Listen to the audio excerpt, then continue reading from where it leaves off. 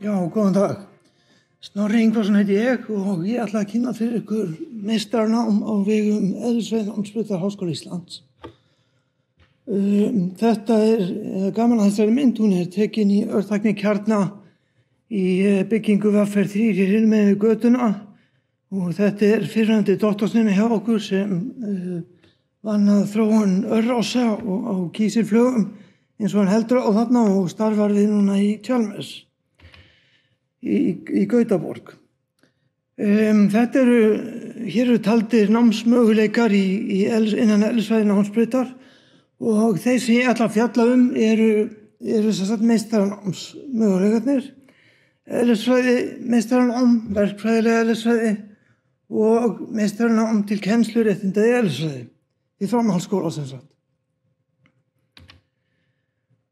Fyrst ætla ég að fara í gegnum eðlisfræðina og verkfræðilega eðlisfræðina vegna þess að uppbygging þeirra afar svipuð og inntökuskilyrði og annað því líkt svipað. Svo í lokin tala kennsluréttindin.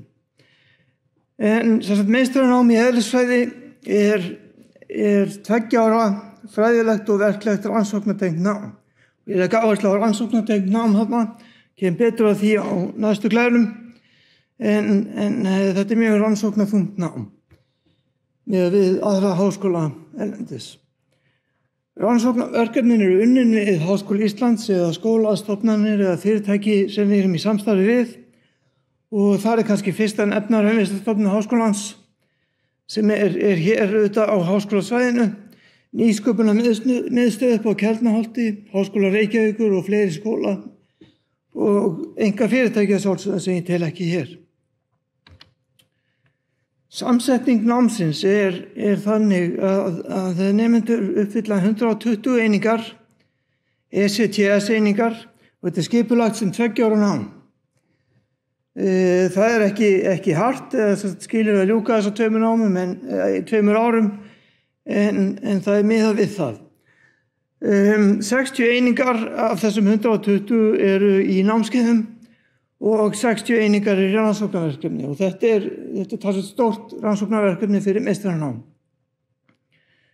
Þetta hefur sínar ástæður og kannski langt mál að fara að rekja þær hér en við höfum einfaldlega ekki burði, við höfum ekki nemendafjölda eða kennslukraft til þess að halda úti mörgum stórum námskeiðum þannig að þetta leyst með þessum hætti og mjög gjarnan þá fara nemendur í skiptinám til útlanda til þess að uppfylla hluta af þessum 60 einingum.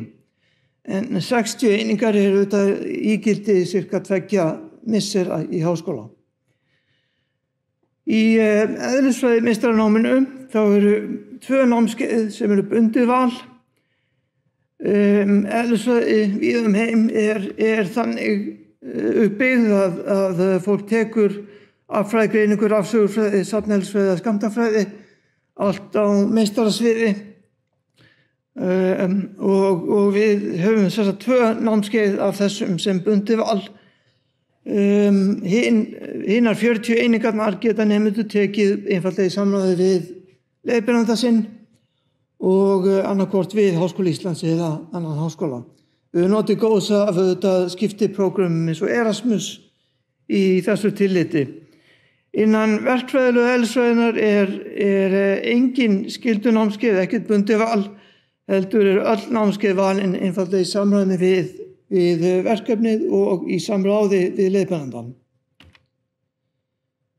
Inntökuskilyrði í meistaranámi hjá okkur eru BS-próf í eðlisfræði eða verkfræðilega eðlisfræði eða skyldum greinum með lágmarkseinkunn upp á 6,5 og komi fólk úr öðrum skyldum greinum, ekki sem sagt beint úr eðlisfræðinámsbrautinni, þá þarf einfaldlega að gæta því að uppfylla forkröfur og það leyst í flestum tilfellum að fer reyndar eftir því hvað fólk hefur tekið þetta á undan en við leysum það með einhverjum hætti.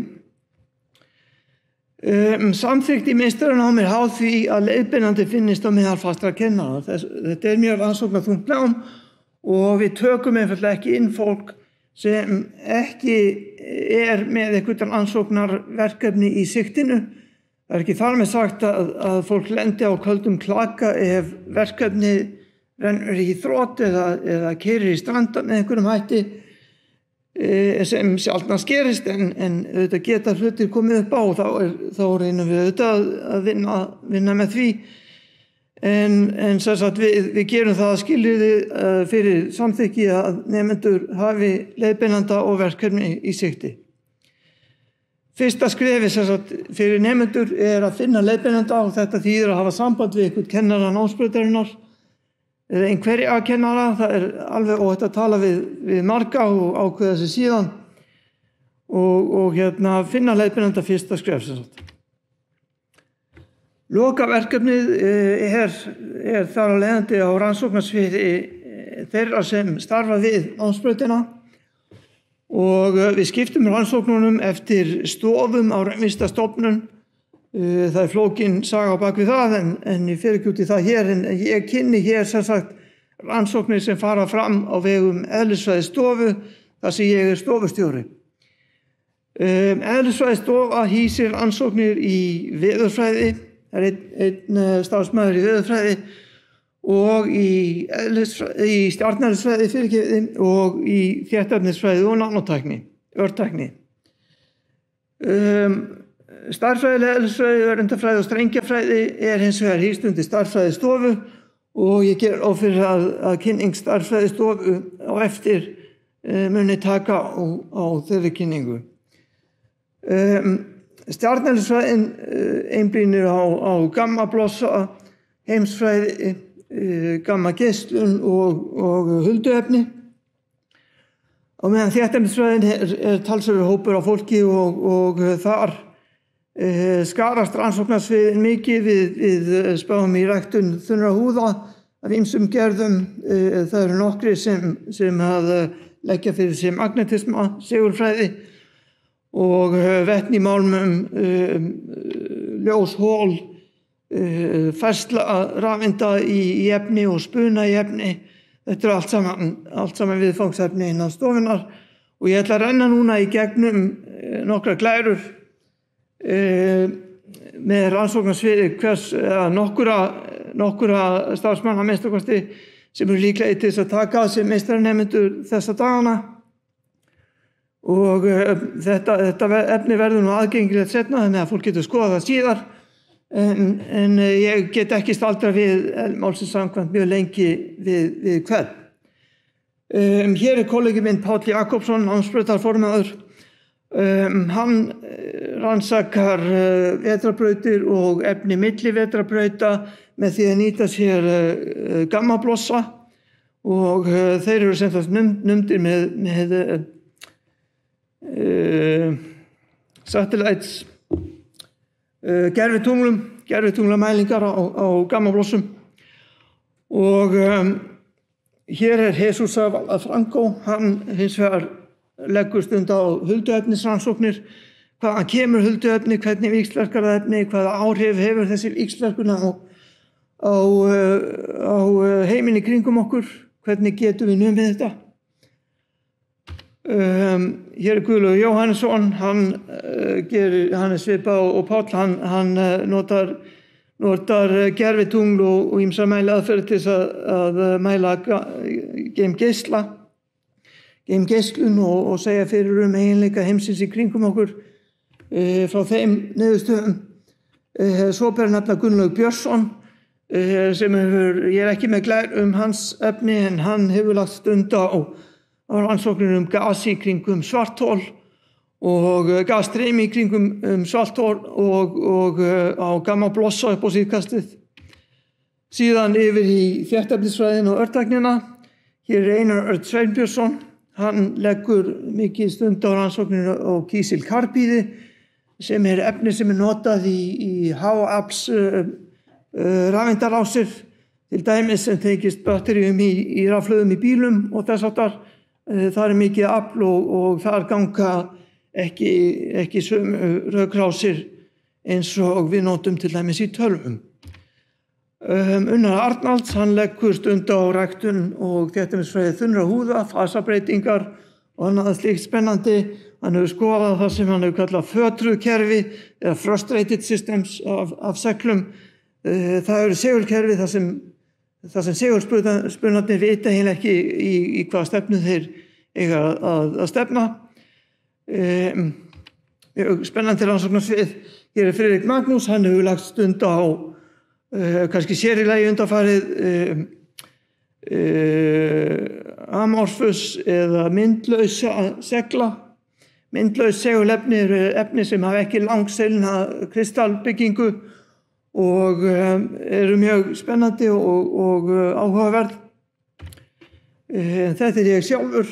Ég hef lagt stund á rannsóknir í seglum sömuleiðis. Við erum 3 hér sem hefur lagt stund á segulrannsóknir og ég hef rannsakað segulsminni, segulsvið skynjara, alls konar nanostruktúra á seglum og dýnamík í segulhreyfifræði.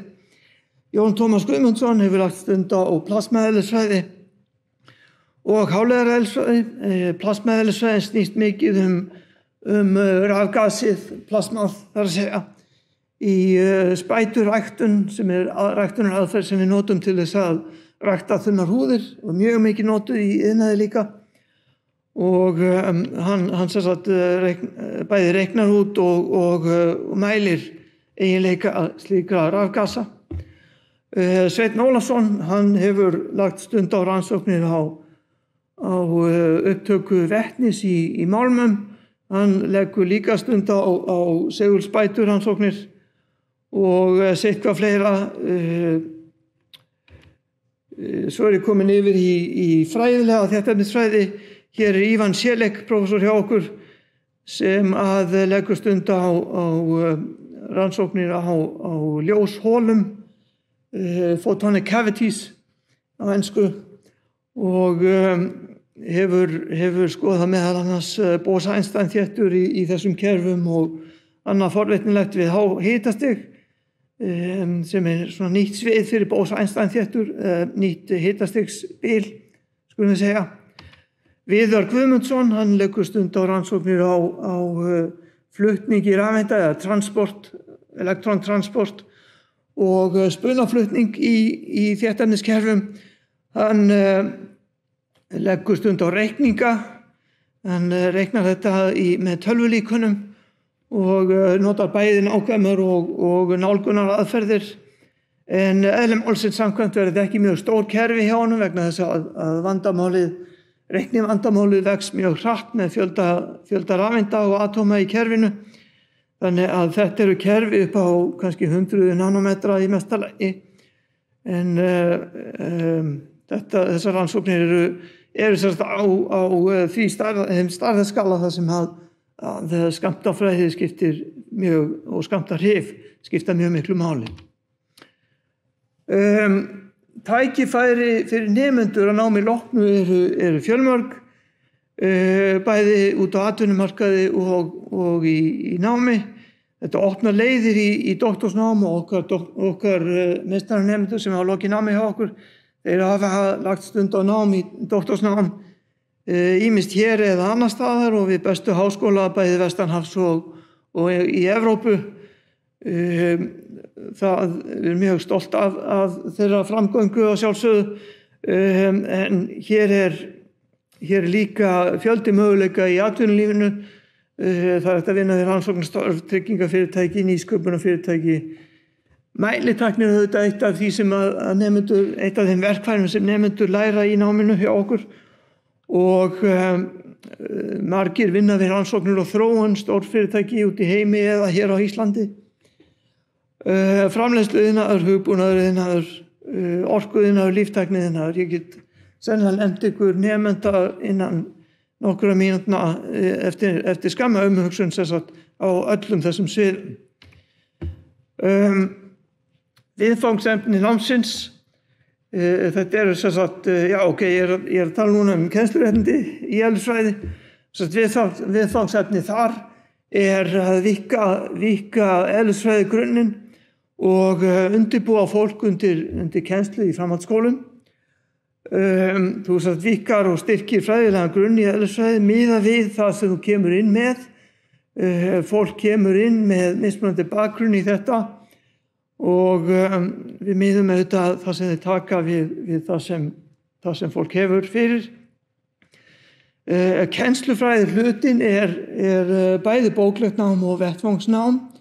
Fólk sem sagt lærir bóklegt nám hér á kennsluvísindasviði, menntavísindasviði og svo fer það í vettvangsnám sem sagt fer út í framhaldsskólana og vinnur með framhaldsskólakennurum og það skilst mér að sé mjög verðmæt æfing.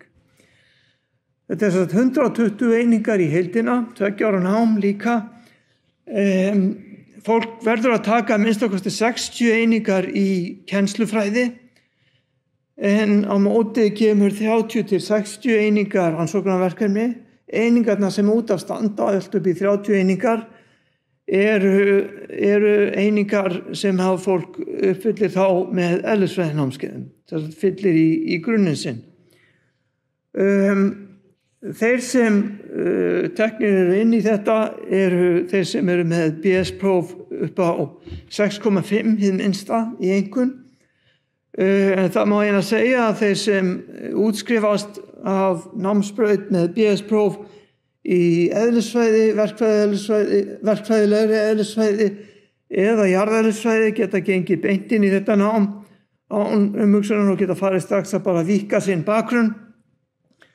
Og meðan aðrir, þetta er opið öllum sem hafa einhvern með eðlisfræði grunn, til dæmis verkfræðingum, efnafræðingum með öðrum sem vilja að leggja stund á eðlisfræði kennslu. En í þeim tilfellum verðum við að skoða betur bakgrunnin og hvar þarf að fylla inn í. Við leggjum svona fyrir nemendur sem eru að velta þessu fyrir sér, þá miðum við að fólk hafi að minnsta kosti tekið námskeið á borð við eðlisfræði 1 og eðlisfræði 2 hér við Háskóla Íslands og þetta er hægt að skoða í kennsluskráni hjá okkur. Að námi loknu getur þetta fólk sótt kennsluréttindi og farið að kenna með full réttindi út í framhaldsskólum. Þeir geta líka sótt doktorsnám á þessu sviði og lagt fyrir sig kennslufræði. Þetta nám ég vil vekja sérstaka athygli á þessu námi vegna þess að við verðum að sporna svolítið við þróun sem eiga sér staði í framhaldsskólunum.